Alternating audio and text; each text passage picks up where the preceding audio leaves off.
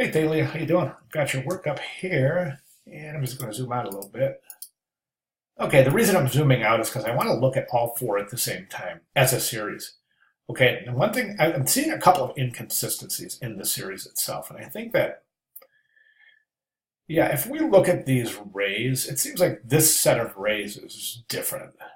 This set of rays behind this particular is different than these. These all seem to be consistent, but this one's different. So make sure that those are identical. The background and the typography should be identical in the stamps. And also, in backing out and looking at the series, we can see that these sit higher up in the composition than these two. These are lower. And I think that that kind of adds a little bit to the inconsistency.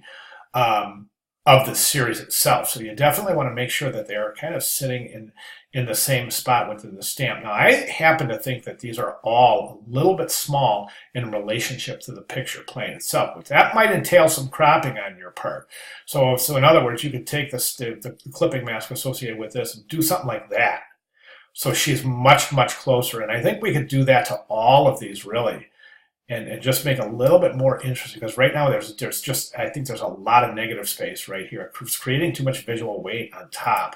We can see that in all four, except maybe this one, because that's the highest one in the composition. So there's an inordinate amount of space between the top of the head and the bottom of the typography. So that is creating some visual tension right there that I think strikes the viewer as being a little uncomfortable.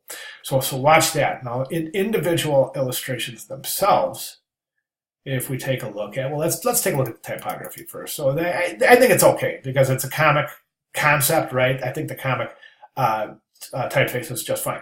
I would increase this a little bit. I think you can increase your type size a little bit. You don't have to stay on one line here. You can go Iconic American Entertainers, 2 lines. Take some liberties with the type, but right now I think that kerning is too tight. That's the spacing between letters. We covered that in the type section of the class, so definitely want to open up that kerning a little bit, get these a little bit more readable. Excuse me.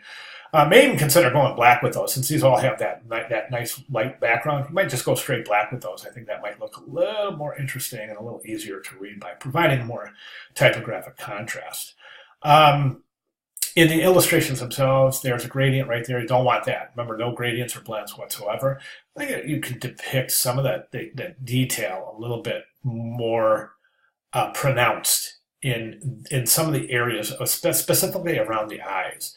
That's where you really want to concentrate on developing these tonal variations in the eye area. That's where the success is going to lie in these compositions. That's why I would go ahead and try to add some eyelashes to that. Here you've got a little bit, it looks like, but definitely add some detail to the eyes, because that's going to be where your viewer is going to concentrate most of their time. Is going to be looking at the eye area. So you really want that super well developed. If you take a look at some of the examples, we can see like these little shadows, and they're typically around the facial features, like the eyes, the nose, some of the creases that depict, the roundness of the cheeks and the dimples and some of the lines that we see in people's face. So we can depict that through here, as opposed to trying to add these shapes. See what I'm saying? I don't think these shapes, they don't translate well in this technique, because basically it looks like face paint, right? And you can kind of see that here. So try to depict your dimension, not in the shadow areas associated with the largest parts of the face, but in the shadow and highlight areas associated with some of the smaller areas, like around the creases around the eyes, and the dimension of the nose, the shadows created by the nose, the mouth, and the neck. Here's a good technique for taking a look at that. Look at that neck shadow right there. It adds an enormous amount of depth to what would otherwise be a perfectly flat illustration, with the exception of the hair, of course. And we can see these other techniques right over here as well. So other than those comments, I think you're coming along beautifully. I will say that I think the hair area in these three is a little underdeveloped. I think you can really take some liberties with developing that hair, so you're going to create some fantastic volume in these illustrations. So I guess all I'm saying at this point is that illustration-wise, they just need a little more detail, a little more finessing, a little more fine-tuning. And then watch the rays in the background, and consistency in the background, consistency in typography, consistency in placement of the illustrations within the picture planes. and a little more detail in the facial highlights, shadows, some of the features of the face, and definitely the hair highlights, shadows.